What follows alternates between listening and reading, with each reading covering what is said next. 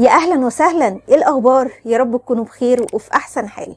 اول حاجه عايزه اكلمكم فيها، كتير مننا جرب ميزانيات كتيره جدا، يعني اليوتيوب كله بيتكلم عن ميزانيات، اغلبنا جرب جميع انواع الميزانيات. وعايزه اقول ان في ستات كتيره قوي بتفشل معاها الميزانيه بتاعتها، بتيجي لغايه نص الشهر والميزانيه تبوظ، الفلوس تخلص، مش عامله حسابها، بيتها فاضي.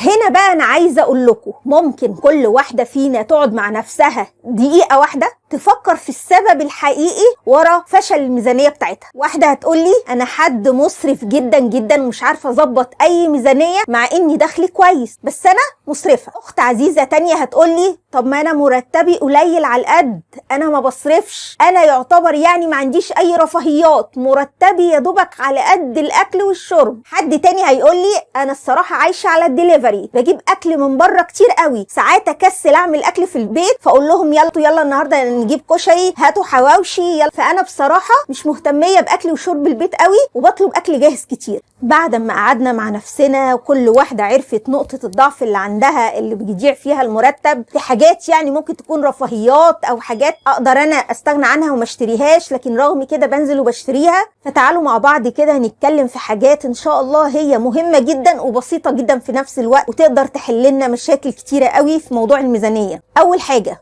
الصدقه، لو البند ده واقع منك ارجوك افتكريه، انت مصاريفك كتيره قوي، بتصرفي يمين وشمال بس بتيجي لغايه الصدقه وبتنسي، بتقع منك. خلي بند اساسي معاكي كل شهر الصدقه. حد هيقول لي طب انا ما اعرفش حد محتاج جنبي، انا بتكسف اخبط على بيوت الناس واقول لها خدي الحاجه دي لله. انا هقول لك على فكره حلوه جدا، جنب كل واحد فينا صيدليه، روحي الصيدليه اللي جنبك واسألي صاحبة الصيدلية او اي حد شغال فيها انا عايزة اسقط الدين عن حد. ناس كتيرة قوي قوي الايام دي بتشتري علاج تحت الحساب، يعني تاخد العلاج وكل شهر تدي لصاحب الصيدلية لو الحد ده كويس ومراعي ظروف الناس وتديله كل شهر حاجة. روحي الصيدلية دي واسأليها انا عايزة ادفع 100 جنيه من حساب اي حد محتاج، لو سمحت شوف لي اكتر حد محتاج عندك انت عارفه ونزل لي من حسابه 100 جنيه. بس كده طلعتي الصدقة بتاعتك.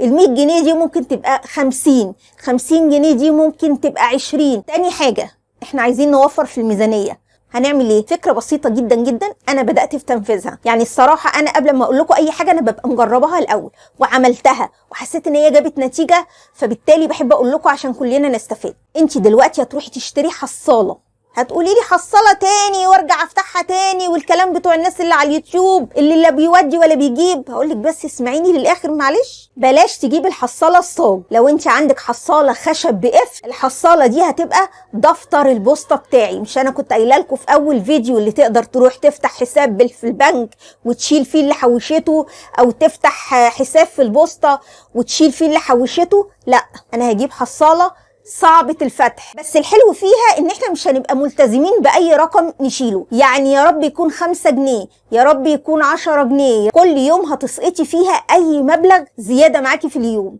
اي فلوس جت في ايدك زيادة هروح حطها فيها، مش هفتح الحصالة دي الا بعد سنة ان شاء الله. هعتبر ان هي دفتر التوفير بتاعي، يا رب افتحها اخر السنة الاقي فيها 1000 جنيه. انت بقى وشطارتك طول السنة. وطبعا فكرة ان المفتاح بتاعها مش معاكي هيعجزك من ناحيتها، يعني دي صعب ان انا اقرب منها. حصالة خشب رخمة بالقفل بتاعها ما بيتفتحش، يعني حاجة كده منسية، انا هرمي فيها الفلوس هنساها تماما، مش هقرب منها خالص تحت اي ظرف من الظروف، كأنها مش موجودة. اقول للبنت الصغيرة كده الحصالة دي بتاعتي انا وانتي هنحوش فيها، واخر السنة هفتحها واجيب لك مثلا سلسلة تلبسيها، هجيب لك حلق، هجيب لك خاتم، بحيث تديها حافز ان هي كمان اي قرش يبقى في ايدها زيادة تبتدي تحط في الحصالة معاكي، اخر السنة تلاقي مبلغ كويس فعلا وتشتري لها بيه حاجة كويسة وهي حاجة تنفعك وتنفعها. في ناس كتيرة قوي بعتت لي في الكومنتات بتسألني طب الناس اللي محوشة، انا واحدة دلوقتي حوشت فلوس ومعايا مبلغ كويس اعمل بيه ايه؟ اول حاجة تعمليها انك تجيبي دهب للاستعمال الشخصي، والدهب ده تكوني عامله حسابك انك مش هتبيعيه الا بعد فتره طويله جدا جدا، مش ده اللي انا جايباه للتحويش، لا ده دهب للزينه. الفكره الثانيه، النهارده في حاجه اسمها سبيكه 1 جرام، سبيكه دي بتروح تشتريها من عند الجواهرجي، سعرها بيبقى على حسب سعر الدهب اليوم، تقدري بالفلوس اللي معاكي تروحي تشتري بيها سبايك 1 جرام، وعلى قد الفلوس اللي معاكي هتشتري، معاكي تقدري تشتري سبيكتين 3 4 5 زي ما يكون. حلاوه السبايك دي اما بتروحي تبيعيها ما بتخسريش فيها. الحل الثالث للناس اللي عايزه تحافظ على قيمه برضو فلوسها، تقدري بالفلوس اللي معاكي تحوليها لعمله غير عمله بلدك. اسالي بقى اخوكي، اسالي جوزك، اسالي اي حد تثقي فيه ياخد منك فلوسك ويبدلها لك بعمله غير عمله بلدك، وبكده انت هتحفظي قيمه فلوسك، لان العمله اللي احنا غيرنا لها دي سعرها كل يوم بيزيد زي ما احنا عارفين. طيب هنيجي لحته الاسراف. ناس كتيره قوي مرتبها كويس، خلينا نبقى متفقين، بس المشكله ان هي مسرفه جدا، مش عارفه تحوش قرش. الشخص المسرف ده حاجه واحده، الجمعية، يلزم نفسه بجمعية شهرية. أنا دلوقتي مثلا وليكن هضرب مثال، أنا دلوقتي بيفيد من مرتب البيت 1000 جنيه بعيدا عن البيت، عن الأكل، عن الشرب، باخدهم كلهم مصرفهم أول 10 أيام وأقعد طول الشهر مزنوقة. أعمل إيه؟ طلعي من ال1000 جنيه دول 500 جنيه على الأقل خالص وادخلي بيهم جمعية. الناس اللي عايشة على الدليفري والأكل من بره، يعني أكل بره يا جماعة، يكفى أقول لكم الأيام دي إحنا بنسمع إنهم بيستخدموا لحمة حمير ولحمة كلاب ولحمه، يعني بصي اي حيوان باربع رجلين بياخدوه يذبحوه ويعملوا لنا بيه يعني حواوشي وكفته وحاجات جميله كده، ويعملوا لنا عروض بقى، فراخ فاسده، فراخ باظت عندهم، فيبتدوا يقولوا لك عرض الاصدقاء و15 سندوتش ب 100 جنيه. والشعب المصري الجميل تلاقيه واقف بالطوابير على محلات الشاورما والكلام ده كله. يعني دي حاجه، ان الاكل بره ما بقاش مضمون، زائد مفيش نظافه نهائي، مفيش مراقبه على المحلات دي، يعني كل واحد عايش بمزاجه، بيجيبوا حاجات منتهيه الصلاحيه ويعملوا بيها البيتزات وحاجات بايظه والدنيا زي الفل والحمد لله.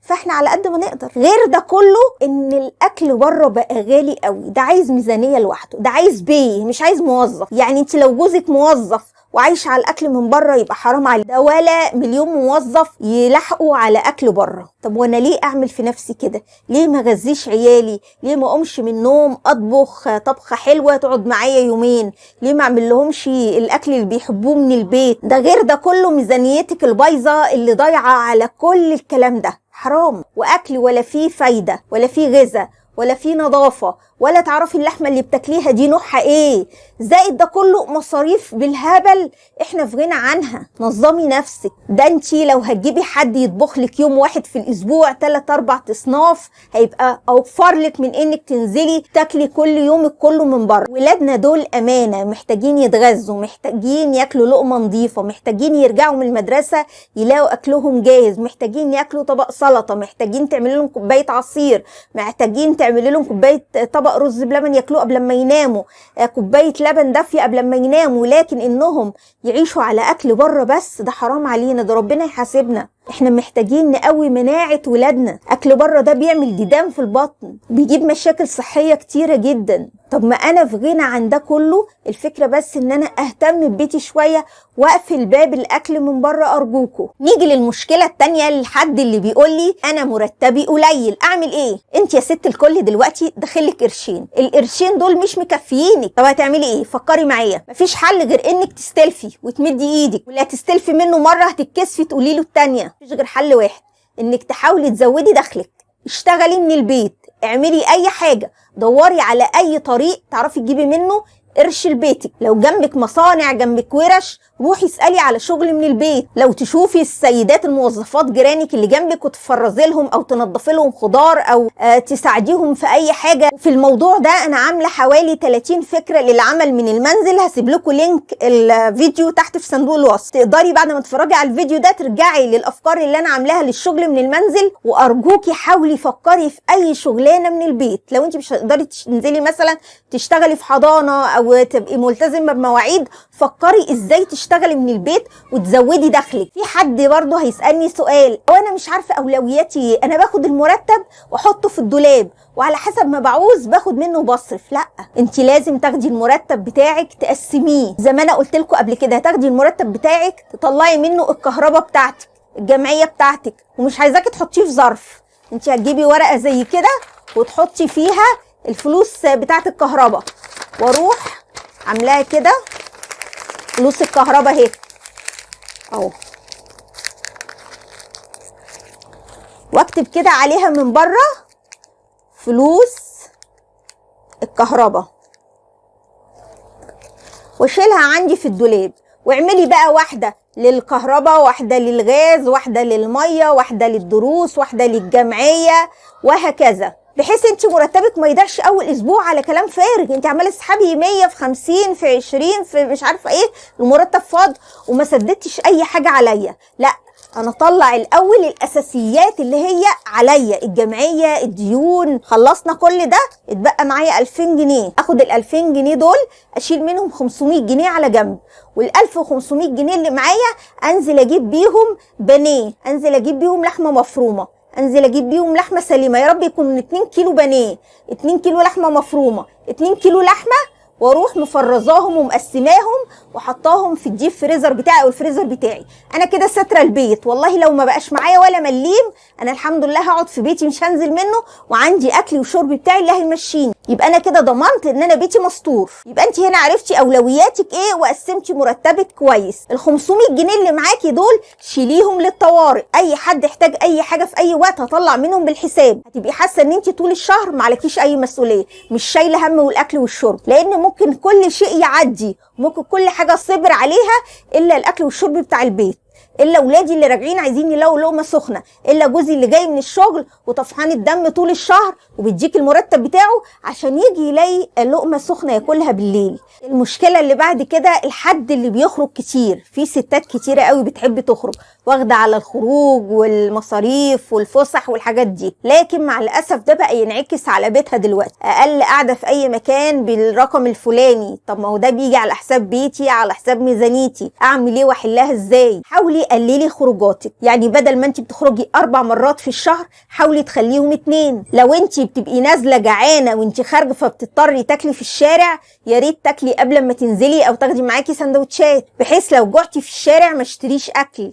او لو قعدت في مكان ممكن اقعد اشرب حاجه لكن ما اشربش واكل. وبس كده، ده كان الفيديو بتاعي النهارده، يا رب يكون عجبكم واستفدتوا منه، وان شاء الله اشوفكم في الجزء الثاني لسلسله ازاي اوفر وادبر من مصروف البيت.